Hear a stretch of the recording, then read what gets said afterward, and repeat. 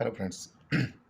वैसे तो मैं वीडियो बनाता नहीं हूँ, बट मेरे जो इन्वेस्टमेंट है और उस इन्वेस्टमेंट के अकॉर्डिंग जो मैंने ग्रोथ देखी है स्टॉक मार्केट में, या फिर इन्वेस्टमेंट कहाँ हमें करना चाहिए, उसके अकॉर्डिंग मैं बताना चाह रहा हूँ कि अगर आप स्टॉक मार्केट में इन्वेस्टेड होना चाहते हैं तो ये बहुत ही सिंपल है।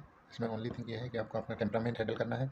साथ में आपको ये चेक करना है कि आप कितनी देर तक कोई स्टॉक जो आपने परचेस किया है उसको होल्ड कर रहा है। अगर आपको होल्डिंग पावर आती है और आपने सही स्टॉक अगर चूज़ किया है तो फिर आपको कुछ नहीं करना है। आपके सारे इन्वेस्टमेंट एक तरफ, जैसे कि एफडी, गोल्ड और कोई चीज़ को लेना और फिर उसको बेचना, तो उन सबसे ज़्यादा रिटर्न ये आपको दे देगा। बैठे बैठे आप घर में बैठो, आपका पैसा इन्वेस्ट करो। आपको यहाँ लॉजिकल और प्रैक्टिकल दोनों होना पड़ता है अगर आप कोई स्टॉक में इन्वेस्ट करना चाहते हैं। तो मेन थिंग है कि आप छोटे मोटे स्टॉक्स को देखो ही मत।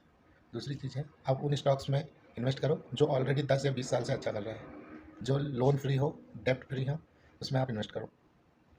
वो फ़र्क नहीं पड़ता कि प्रमोटर होल्डिंग है, प्रमोटर होल्डिंग नहीं है, क्योंकि मार्केट में ऐसे कई स्टॉक्स हैं जहाँ पे प्रमोटर होल्डिंग ज़ीरो है, बट वो हमेशा से अच्छे करते हैं। और मार्केट में ऐसे भी स्टॉक्स है जिसकी प्रमोटर होल्डिंग बहुत ज़्यादा है, तो वो भी अच्छा कर रहा है। तो प्रमोटर होल्डिंग होने से कुछ नहीं होता।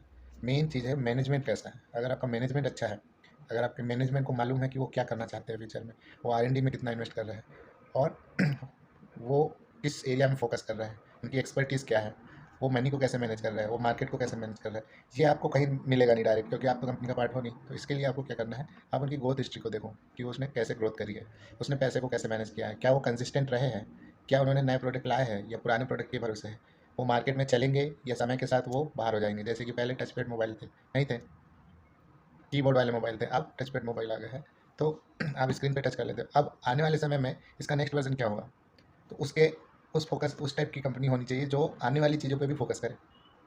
तो इस टाइप से अगर आप इन स्टॉक को देखते हैं, स्टॉक को चूज़ करते हैं, और फिर कुछ नहीं करना है आपको, जब भी वो थोड़ा सा डाउन हो तब आप उसको और ले लो, और नहीं तो थोड़ा थोड़ा इन्वेस्ट करते रहो। एफडी, गोल्ड इन सबसे बेटर है। दूसरी चीज़ सिक्योर है। आपका पैसा स्टॉक मार्केट में है, मतलब आपको कल अगर पैसा चाहिए तो आज आप स्टॉक बेच दो, कल तक तुम्हारे अकाउंट में पैसा आ जाएगा, आप यूज़ करो। अगर आपको थोड़ा पैसे की जरूरत है तो थोड़े स्टॉक बेच दो, उतना आप यूज़ कर लो।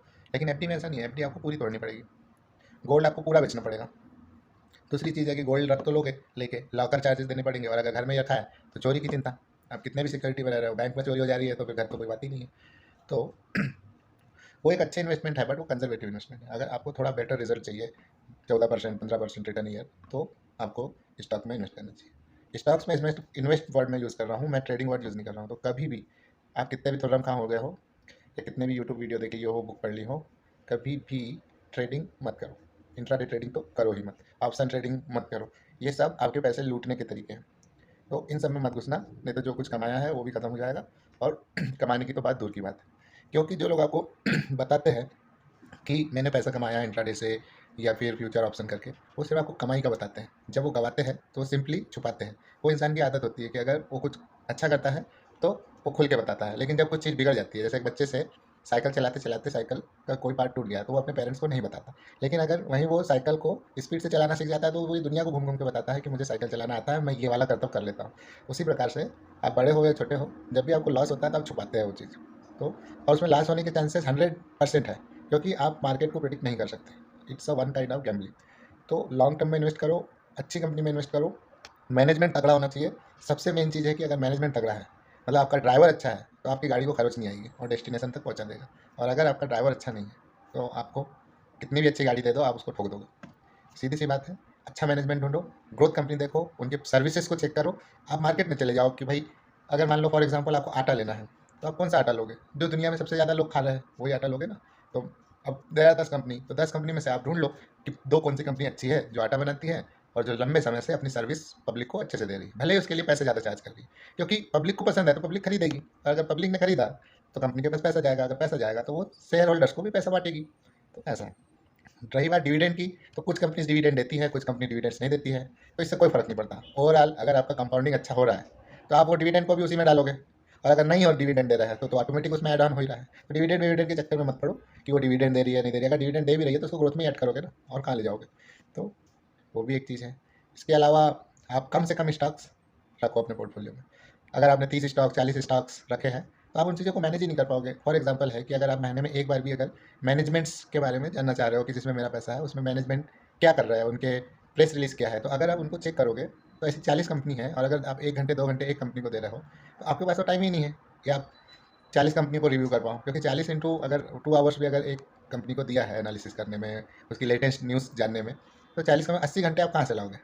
और ये काम बोरिंग भी है, पसंद कोई करता नहीं है। मूवी तो है नहीं कि 2 घंटे बैठे और देख ली, तो उसमें भी आप मतलब कहीं ना कहीं आप गलती कर बैठोगे। तो सीधी सी बात है, आप 15 कंपनी का पोर्टफोलियो रखो, मे बी 2-4 ऊपर और नीचे फ़र्क नहीं पड़ता, लेकिन अगर आप इतनी कंपनी को रखते हो तो उनको आप एनालाइज कर सकते हो समय समय पे। चलो 1 महीने में नहीं करते हो, 6 महीने में तो करोगे, लॉन्ग टर्म के लिए इन्वेस्ट किया है। लॉन्ग टर्म का मेरा मतलब यहाँ 2 साल 3 साल का नहीं है। लोग बोलते हैं कि मेरा लॉन्ग टर्म इन्वेस्टमेंट 3 साल का है। 3 साल का कोई लॉन्ग टर्म इन्वेस्टमेंट नहीं होता, वो शॉर्ट टर्म इन्वेस्टमेंट है। क्योंकि अगर मान लो बीच में कोविड आ गया, वॉर हो गया, तो आपका लॉन्ग टर्म नहीं है वो, क्योंकि आप उस समय स्टॉक मार्केट डाउन ही रहने वाला है। तो उस टाइम पे आप उसको लॉन्ग टर्म नहीं बोल सकते। आप जब वो सिचुएशन आती है तो और इन्वेस्ट करना है कि भाई मार्केट डाउन चला गया है बिकॉज ऑफ अनएक्सपेक्टेड रीजन, तो आपको उस समय पे अपना पैसा और डाल लेना है उसमें। जैसे अगर कोविड में कोई बंदा पैसा डालता, मान लीजिए 10 लाख डालता, 2 लाख डालता, 1 लाख डालता, तो आज वो डबल ट्रिपल हो जाता। कहीं पे भी डालता, कोई भी स्टॉक में डालता। कोई भी स्टॉक का मतलब एटलीस्ट फंडामेंटल उसके गुड्स हो, मतलब फंडामेंटली स्टॉक गुड होना चाहिए, उसमें अगर डालता तो आज डबल होकर रहता। तो सिंपल है कि अगर आप लॉन्ग टर्म में इन्वेस्ट कर रहे हो तो आपको कम से कम 8-10 साल का टाइम लेके चलना है। उस हिसाब से आपको स्टॉक सेलेक्ट करना है। उदाहरण के लिए अगर कोई कंपनी है, जैसे बिस्किट बनाने वाली कोई कंपनी है, तो उसके आपका 20 साल का हिस्ट्री देखो कि वो 20 साल में उसने क्या क्या किया, उसके कितने नए टाइप के बिस्किट्स आए, कौन से चले, मोनोपॉली है क्या उनकी, कि यार इंडिया में तो यार ये वाली बिस्किट्स है, ये बिस्किट्स जो है ये एवरेज पकड़ के चलिए कि अगर 100 लोग हैं तो उसमें से 60 लोग ये वाली बिस्किट खाते हैं, या 70 लोग उसकी बिस्किट खाते हैं 100 में से। तो उस टाइप का स्टॉक ढूंढना है, ठीक है, जिसका मोट हो। हाँ, अगर आप बहुत ज़्यादा हाई रिस्क लेने के लिए तैयार है तो मैं राइट बंदा हूँ ही नहीं जो आपको बताऊँ कि भैया रातों रात पैसा मेरे को बनना है या पैसा डबल होता है ट्रिपल होता है। ऐसी कोई स्कीम स्टॉक एक्सचेंज में चलती भी नहीं है।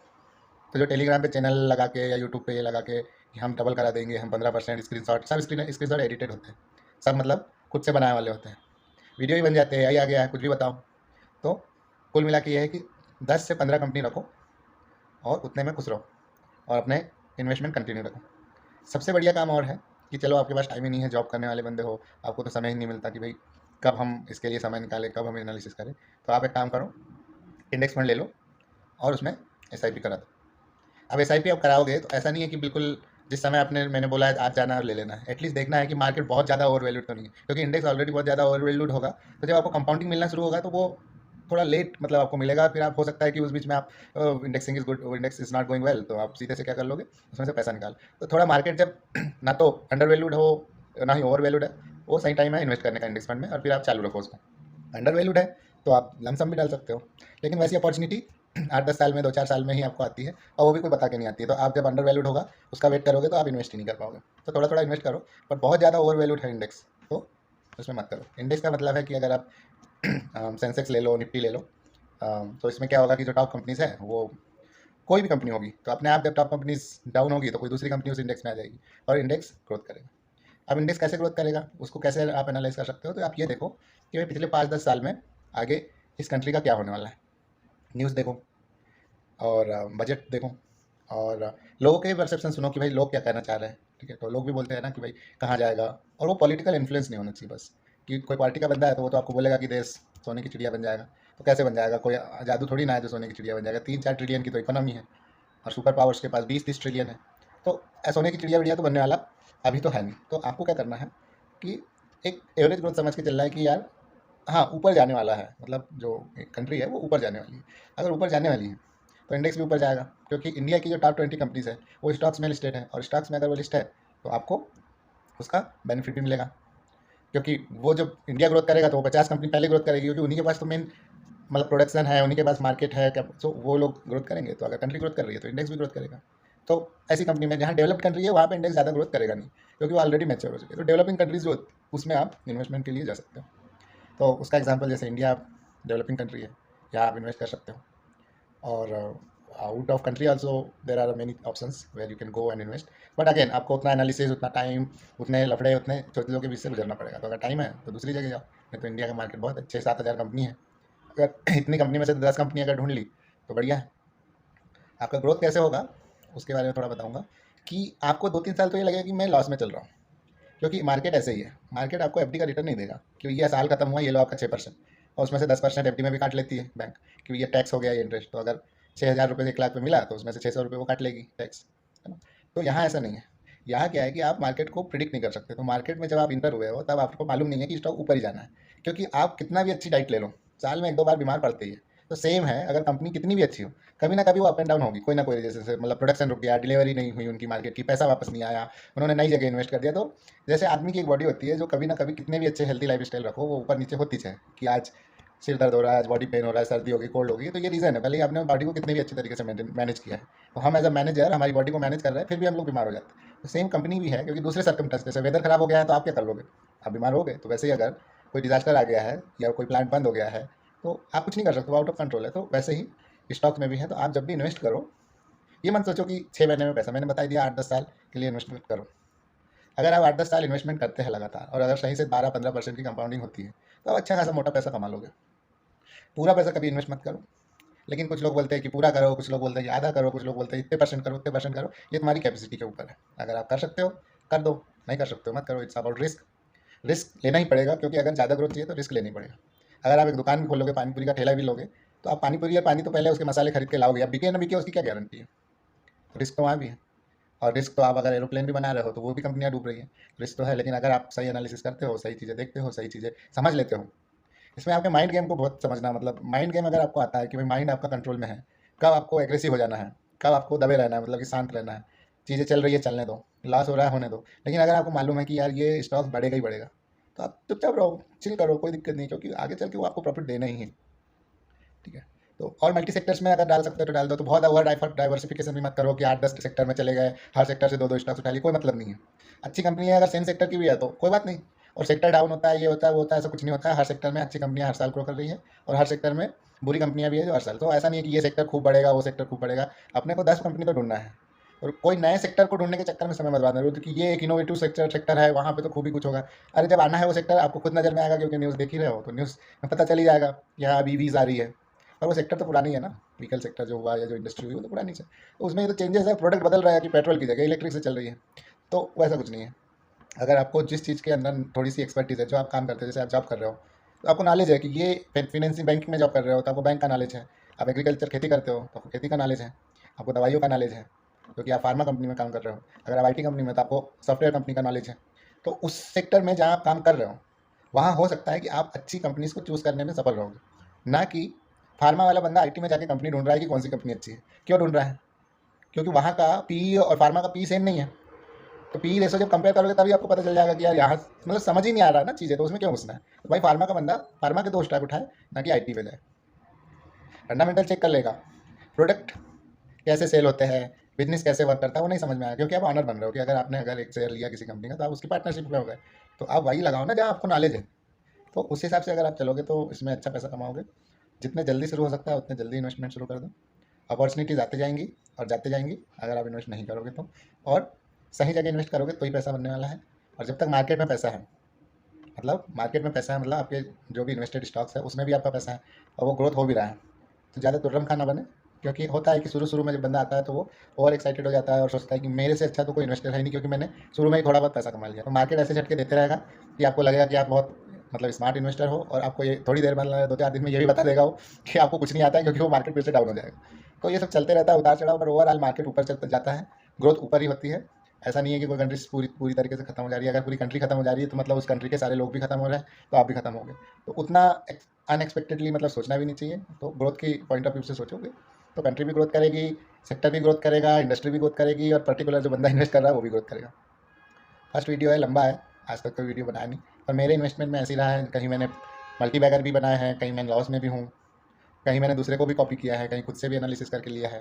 तो सब कुछ किया है इसमें। ऐसा नहीं है कि आप कॉपी नहीं कर सकते दूसरे के आइडियाज़, दूसरे के जैसे किसी ने सजेस्ट किया, अगर सजेस्ट किया है तो उसको एनालिसिस कर लो, अगर अच्छा लग रहा है तो ले लो, मल्टी बैगर भी बन सकता है।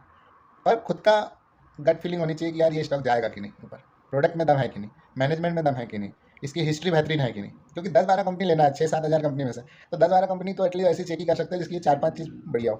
तो दूसरी चीज़ है कि स्टॉक बहुत महंगा भी नहीं होना चाहिए। कभी कभी होता है कि कंपनी बेहतरीन कर रही है, स्टॉक्स भी बढ़िया चल रहा है, लेकिन लोगों ने उसको इतना महंगा बना दिया है खरीद खरीद के कि वो आपके बजट से बाहर है। तो अगर कुछ भी जैसे उसमें FII या DII के बहुत सारे इन्वेस्टमेंट, बहुत ज़्यादा इन्वेस्टमेंट हो गए, तो फिर आपको थोड़ा सा रुकना चाहिए, क्योंकि वो फिर ऐसा ही कि अगर उन्होंने पैसा निकाल के भग लिया हो तो फिर आप लटक जाओगे, क्योंकि आप तो रिटेल इन्वेस्टर हो। सो कुल मिला के बात यह है कि इन्वेस्टमेंट करना अच्छी बात है। अगर आप पैसा कमाना चाहते हो, पेशेंस रखो, करेज रखो लेने का, और उस पर टिके रहो। अगर घोड़ा तेज़ है और उसका मैनेजमेंट मतलब उसका जॉकी तेज़ है, तो आपको कोई रोक नहीं सकता पैसा कमाने से। देर सवेर सही, लंबे समय में आपको पैसा मिलेगा। इसी बात पे थैंक यू वेरी मच। जय हिंद।